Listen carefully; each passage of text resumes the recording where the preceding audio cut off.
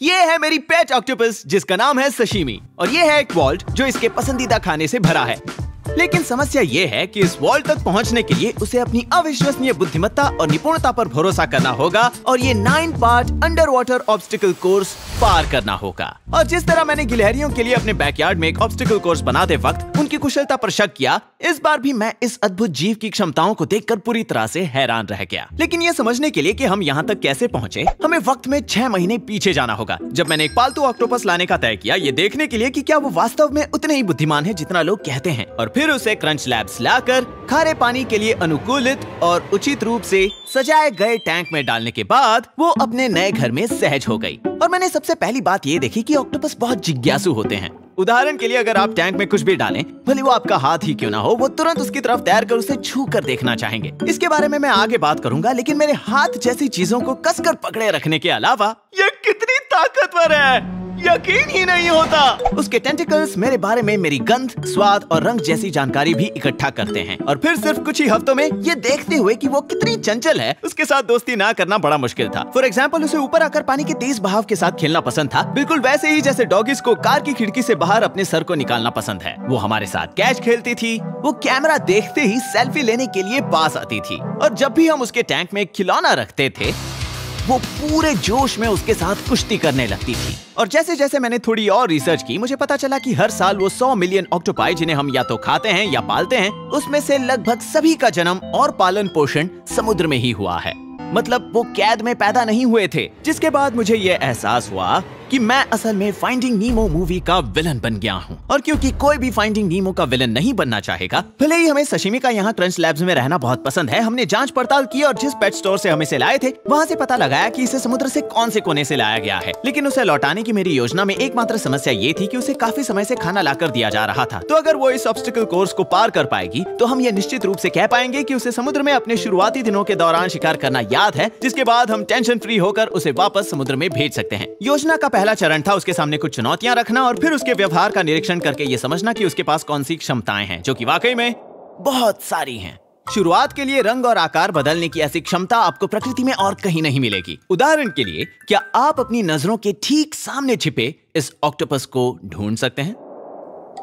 इससे ज्यादा इंप्रेसिव सिर्फ एक ही चीज है, इस वीडियो को रिवर्स करके स्लो मोशन में ये देखने की कि ये सारे बदलाव कितनी जल्दी और प्रभावी ढंग से होते हैं। और ये कैमोफ्लेज केवल अपनी सुरक्षा के लिए नहीं है, वो ईल जैसे बड़े खतरनाक शिकारियों के आकार की भी नकल कर सकते हैं। और जैसा कि यहाँ सशिमी दिख रही है, उन्होंने खुद को सुरक्षित रखने और समुद्र में यहाँ वहाँ आने जाने के लिए कुछ क्रिएटिव और चालाक तरीका भी ढूंढा है। इन पर रिसर्च करने वालों ने बताया कि उनके टैंक के पास से गुजरने वाले लोगों में से वो सिर्फ एक विशिष्ट व्यक्ति को पहचान कर हर बार उसी पर पानी फेंकते हैं, और उस व्यक्ति के किसी और के साथ कपड़े बदलने के बावजूद वो ऑक्टोपस उन्हें पहचान लेंगे। और हमने ये भी सुना है कि वो बार बार लाइट पर निशाना लगाकर पानी फेंकेंगे ताकि वो खराब होकर बंद हो जाए। उनके लिए ये बात भी असामान्य नहीं है कि वो रात में अपने टैंक से बाहर निकलकर उस कमरे का मुआयना करें जिसमें इन्हें रखा गया हो, या भोजन के लिए दूसरे टैंक पर छापा मारकर वापस अपने टैंक में लौट आएं जैसे कुछ हुआ ही ना हो। और 1-2 महीनों तक उसे देखते रहने के बाद जब हम एक दूसरे को समझने लगे थे, हमारे पास प्लान को दूसरे चरण तक ले जाने की सारी जानकारी तैयार थी। तो अपने दिमाग के घोड़े दौड़ाने, कैड, 3D प्रिंटिंग और लेजर कटिंग के बाद हम आखिरकार यहाँ पहुँचे। और इस पड़ाव वाले ऑब्स्टिकल कोर्स के अंत में है ये गोल्डन वॉल्ट। अगर वो ये समझ जाए कि तिजोरी का दरवाजा कैसे खोलना है, तो उसे इस तिजोरी में रखा उसका पसंदीदा खाना इनाम के तौर पर मिलेगा। और हम जानते हैं कि उसे श्रिम्प्स बहुत पसंद हैं, क्योंकि हमने 1 हफ्ते तक उसके टैंक के अंदर एक सी फूड बफे लगाया था जिसमें 4 अलग अलग ऑप्शंस रखे थे। और उन चारों बार जब हमने ये प्रयोग दोहराया, इन श्रिम्प्स की खुशबू उसे हर बार अपनी तरफ सबसे ज्यादा आकर्षित करती। लेकिन इस स्वादिष्ट इनाम को पाने के लिए उसे थोड़ी मशक्कत करनी होगी, और इसमें उसके सामने सबसे पहली चुनौती आएगी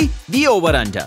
अगर वो इस बाधा को पार करने के लिए नीचे से खोद कर निकलती है, तो फिर उसे इस बाधा को पार करने के लिए इन बॉल्स के बीच से गुजरकर ऊपर से निकलना होगा। अगर वो ऐसा कर पाई तो उसे इस हरे पोर्टल से गुजरना होगा, जिसके बाद उसका आमना सामना होगा इस 4 पैनल्स वाले घूमते हुए दरवाजे से। और अगर वो घूमते हुए दरवाजे कैसे काम करते हैं ये समझकर अगले हरे पोर्टल तक पहुंच जाए, तो सशिमी के सामने होगी एक दीवार और यहाँ उसका खेल खत्म हो जाएगा। अगर वो ये नहीं समझ पाई कि इस बक्से को धक्का देकर वो यहाँ से निकलकर ऊपर बॉल ड्रॉप की ओर आगे बढ़ सकती है। और यहाँ पर चीजें थोड़ी पेचीदा हो जाती हैं, क्योंकि यहाँ होगी उसकी निपुणता की असली परीक्षा। यहाँ पर उसे इस लीवर को पकड़कर घुमाना है, जिसके बाद वो लिवर और ये 2 बॉल्स नीचे गिर जाएंगे और इस ट्यूब के जरिए ऊपर जाने का रास्ता साफ हो जाएगा। लेकिन फिर इस ट्यूब से ऊपर आने के बाद वो कैद हो जाएगी, क्योंकि अगले वाले हरे पोर्टल के आगे ये रेड गेट लगा है। और अब यहाँ से आगे बढ़ने के लिए उसे किसी तरह से इस इमरजेंसी एग्जिट बटन को दबाना होगा, जिससे ये ग्लास काउंटरवेट इस तरह सरक कर नीचे आ जाएगा, जिससे वो गेट ऊपर उठेगा। इसके बाद आएगा मेरा सबसे पसंदीदा पड़ाव, जल बिन मछली। क्योंकि यहाँ पहुँचने के बाद अगर सशिमी को आगे बढ़ते रहना है तो उसे पानी से बाहर आकर 1 घंटे तक जिंदा रहने की क्षमता का फायदा उठाते हुए यहाँ पानी से बाहर रेंग कर इस दीवार के ऊपर से होते हुए वापस नीचे आना होगा, जहाँ इस पोर्टल से गुजरने के बाद उसे एक छोटा सा पावर अप मिलेगा, क्योंकि इस फैट गस की तस्वीर के पीछे की ओर एक श्रिम्प है। और अगर आपको याद हो तो मैंने ऐसा ही कुछ अपने स्क्विरल वाले वीडियो में किया था, जहाँ मैंने इस तरह खाना रखकर गिलहरियों की कुछ तस्वीरें ली थी। लेकिन यहाँ मैंने इसे नाम दिया है मेडूसा, क्योंकि मैं उम्मीद कर रहा हूँ कि जब वो इसे खाने आएगी अपनी चोंच से, जो उसके सभी पैरों के बीचों बीच है, तो ऐसा लगेगा जैसे फैट गस के पास सुंदर लहराते बालों की 8 चोटियां हैं। और अब जब वो तरोताजा महसूस कर रही है तो उम्मीद है सशिमी अंतिम चुनौती का सामना और भी जोश के साथ करेगी, जो एक तरह की दोहरी बाधा है, क्योंकि वहाँ उसके सामने छोटे आकार से लेकर बहुत छोटे आकार के 6 छेद होंगे। और अगर वो इनमें से सबसे कम छोटे वाले छेद से निकलकर आगे बढ़े तो उसे ज्यादा बड़ी भूल भुलैया में से गुजरना होगा, और अगर वो सबसे छोटा वाला छेद चुने तो वो मंजिल के ठीक सामने होगी। चाहे जैसे भी हो, एक बार यहाँ आने पर अगर उसने इस तिजोरी के दरवाजे को किसी तरह खोल दिया तो वो न सिर्फ सी फूड का एक बफे जीतेगी, बल्कि इससे ये भी साबित हो जाएगा कि वो अब भी तेज और फुर्तीली है और समुद्र में वापस लौटने के लिए तैयार है, जहाँ वो पली बढ़ी थी। तो अब जब सब तैयार था, मुझे बस एक ही काम करना था, इस बॉल वॉल्व को खोलना। और जैसे ही ताजा श्रिम्प्स की खुशबू उसके टैंक तक पहुंची, वो 8 पैरों वाले किसी ग्लैडिएटर की तरह ट्यूब से नीचे अपने खारे पानी वाले कॉलिसियम की ओर तैर कर आई। अब जब तक वो अपने इस 40 सेकंड लंबे सफर को पूरा करती है, मैं आपको ये कहना चाहता हूँ कि अगर आपको क्रिसमस की सुबह ऐसा रिएक्शन देखना है, या ऐसा, या फिर ऐसा, देखो, तो आपको चाहिए होगा क्रंच लैब्स का बिल्ड बॉक्स सब्सक्रिप्शन, क्योंकि बिल्ड बॉक्स के साथ आपको हर महीने न केवल एक सुपर मजेदार खिलौना मिलता है, बल्कि इसको बिल्ड करते वक्त मैं भी आपके साथ रहूंगा और उसके काम करने के पीछे का फिजिक्स भी समझाऊंगा।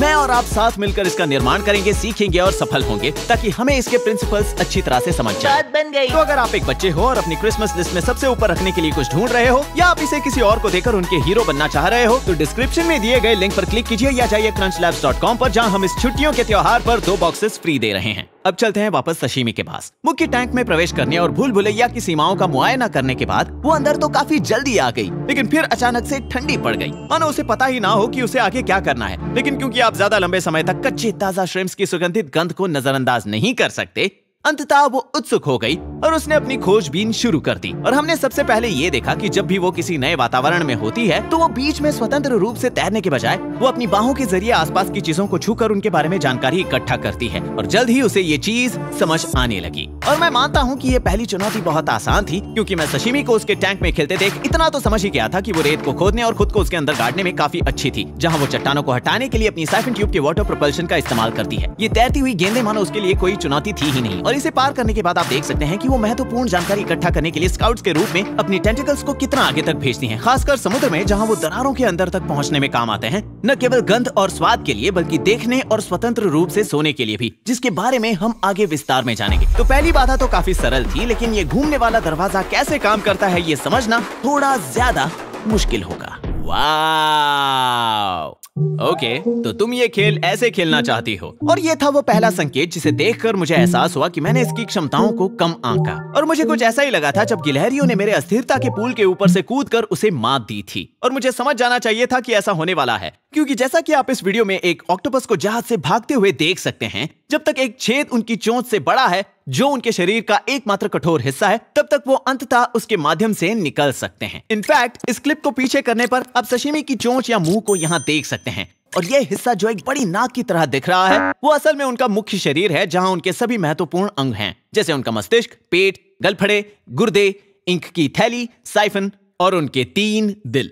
ऑक्टोपाई के बारे में 2 और कूल फैक्ट्स ये हैं कि उनका खून नीला होता है क्योंकि वो कॉपर बेस्ड है, क्योंकि ये ठंडे कम ऑक्सीजन वाले वातावरण में ज्यादा कुशल होता है, और अगर वो एक अपना टेंटिकल खो दे तो वो इसे पूरी तरह से पुनः विकसित कर सकते हैं। अगला पड़ाव था इस बक्से को धक्का देना। एक बार फिर वो यहाँ तक पहुंची और आगे कोई रास्ता ना दिखाने पर थोड़ी ठंडी सी पड़ गई, लेकिन यहीं पर उनकी स्वाभाविक जिज्ञासा काम आती है, क्योंकि वो अपने टेंटिकल से सतह को न सिर्फ महसूस करती है बल्कि उनके साथ इंटरैक्ट करने के लिए उन्हें लगातार खींचती और धक्का भी देती है। और देखते ही देखते वो ये समझ गई कि इस दीवार का ये लाल हिस्सा किसी चीज से जुड़ा नहीं है, जिसके बाद वॉल ड्रॉप तक पहुंचने का रास्ता खुल गया। और मैं जानता था कि ये इसके लिए मुश्किल होगा, क्योंकि पहले तो यहाँ कोई गैप नहीं है जिसमें से वो निकल सके, और दूसरा कारण ये है कि यहाँ दीवारों को धक्का देने या खींचने से कोई हल नहीं निकलेगा। और काफी समय तक ये जानने के लिए व्यर्थ संघर्ष करने के बाद कि उसे क्या करना चाहिए, अंततः वो निराश होकर रुक गई और वहीं बैठ गई, जिसके बाद ऐसा लग रहा था कि वो अभी अभी एकत्र की गई जानकारी को प्रोसेस कर रही हो। और यही वो पल था जब मुझे यकीन हो गया कि मैं हारने वाला हूँ, क्योंकि मुझ पर फ्लेक्स करते हुए मेरे साथ आंखें मिलाते मिलाते उसने अपना एक हाथ ऊपर उठाया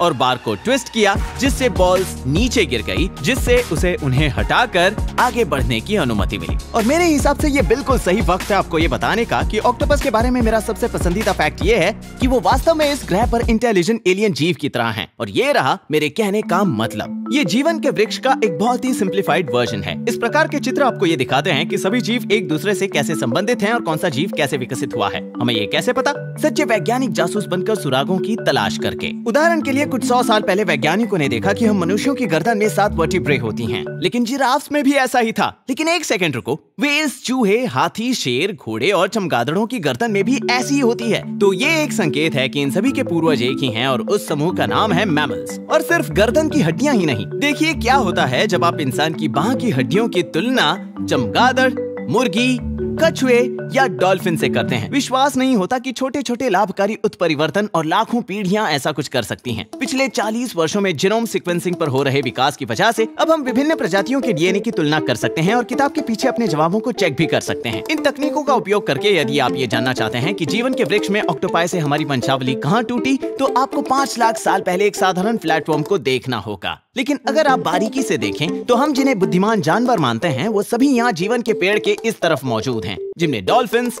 डॉग्स, पिग्स, घोड़े, इंसान और तो और पक्षी, डायनासोर्स और मछलियां भी शामिल हैं। और उनकी बुद्धि और सोचने का तरीका भी सभी एक दूसरे से संबंधित हैं, उन बाहों की हड्डियों की तरह जो मैंने दिखाई थी। लेकिन ऑक्टोपाई ने किसी दूसरे ग्रह से आए एलियन की तरह यहाँ के बाकी जानवरों की तुलना में अपनी बुद्धि स्वतंत्र रूप से विकसित की है। और यही कारण है कि वो हमसे इतनी ज्यादा अलग हैं। उदाहरण के लिए उनके पास बिल्ली से 2 गुना ज्यादा न्यूरॉन्स होते हैं, लेकिन इस तरफ के सभी जानवरों से विपरीत जिनके न्यूरॉन्स मस्तिष्क में केंद्रित हैं, ऑक्टोपाई के न्यूरॉन्स का केवल 1/3 हिस्सा उनके मस्तिष्क में होता है और बाकी उनकी बाहों में। यानी वो न केवल सूंघ और टेस्ट कर सकते हैं, बल्कि वो अपने टेंटिकल से स्वतंत्र रूप से सोच और कार्य भी कर सकते हैं। मतलब अगर उनका टेंटिकल अलग भी हो जाए तो भी वो लाइट को सेंस करके अपने आप को कैमोफ्लेज कर सकता है। ये ऐसा होगा मानो आप अपनी आंखें बंद करके किसी दीवार को छुए और आपका हाथ अपने आप उस दीवार का रंग ले ले। एक बड़े सेंट्रल ब्रेन के साथ 8 स्वतंत्र छोटे छोटे ब्रेन्स का होना हमारे लिए एलियन इंटेलिजेंस को समझ पाने के बाहर है। वहाँ भूल भुलैया में सशिमी इमरजेंसी बटन तक पहुँच चुकी है, यानी उसने आधा रास्ता पार कर लिया है। और हर बार की तरह उसने जानकारी इकट्ठा करने के लिए अपने टेंटिकल्स को आगे भेजा। और जैसे ही वो उस लाल दरवाजे को छूती है, उसे मेरी ट्रिक का पता लग जाता है और वो तुरंत लाल बटन को दबाकर बॉल को नीचे गिरा देती है, जिसके बाद गेट खुलता है और वो मेरे मनपसंद पड़ाव की ओर बढ़ती है, जिसका नाम है जलबिन मछली। और मुझे ये देखकर राहत मिली कि मैंने उसे एक बार फिर धीमा कर दिया, क्योंकि काफी खोजपूर्ण प्रयासों के बाद उसे एहसास हुआ कि आगे बढ़ने का एकमात्र रास्ता ऊपर की तरफ से है। तो थोड़ी ट्रेनिंग करने के बाद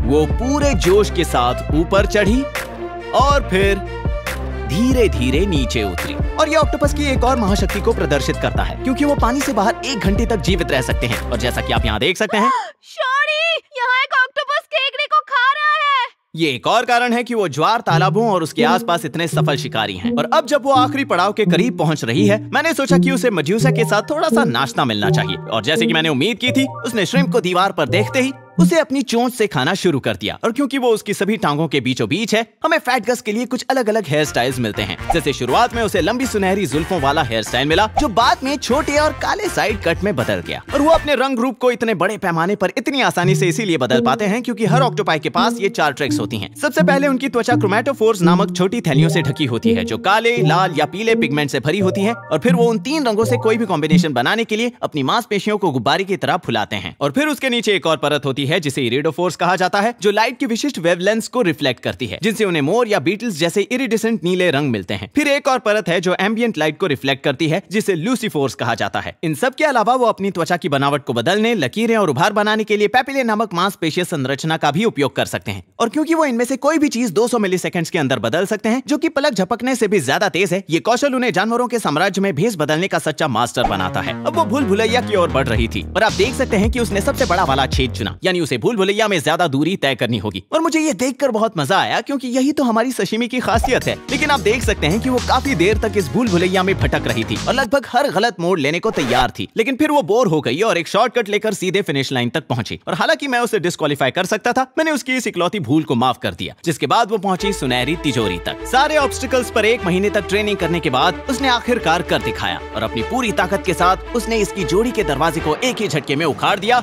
और फिर उसने तुरंत श्रिम्प्स के अब तक देखे गए सबसे बड़े भंडार में कड़ी मेहनत से हासिल की गई जीत के मीठे स्वादिष्ट स्वाद का लुत्फ उठाया। और उसे ये लुत्फ उठाने देने के बाद अब समय आ गया था कि मैं अपना वादा पूरा करूं और उसे वो फाइंडिंग नीमो वाली हैप्पी एंडिंग दूं जिसकी वो हकदार है, जिसके लिए मैं उसे 8 घंटे गाड़ी चलाकर वहां ले गया जहां वो पली बढ़ी थी। उसके मेरे बनाए ऑब्स्टिकल कोर्स को याद रखना और उसे हल करने के बाद मुझे यकीन हो गया था कि वो निश्चित रूप से ये पता लगा सकती है कि खुले समुद्र में अपने भोजन के लिए शिकार कैसे किया जाता है। और ये एक दुख भरा क्षण था क्योंकि एक ऑक्टोपस फैक्ट है जिसके बारे में मैंने अब तक नहीं बताया, वो ये कि इनका पूरा जीवन काल लगभग 1.5 वर्ष ही होता है और अपने अंडे देने के बाद अंतिम कार्य के रूप में एक मादा लगातार उनकी निगरानी करती है और उनकी इस हद तक रक्षा करती है कि वो अपना खाना पीना छोड़कर मर जाती है। जिसका मतलब था कि ज्वार के तालाबों में ठीक अपनी माँ की ही तरह जल्द ही सशिमी जीवन के उस बदलते पेड़ को एक और पीढ़ी से आगे बढ़ाएगी और हो सकता है कि वो सुपर इंटेलिजेंट पजल सॉल्विंग संतानों को जन्म दे। अब तक आपको सशिमी के बारे में जो कुछ भी पता है उसे जानते हुए आपको हैरानी नहीं होनी चाहिए कि उसकी खिलौने की पसंद बहुत अच्छी है।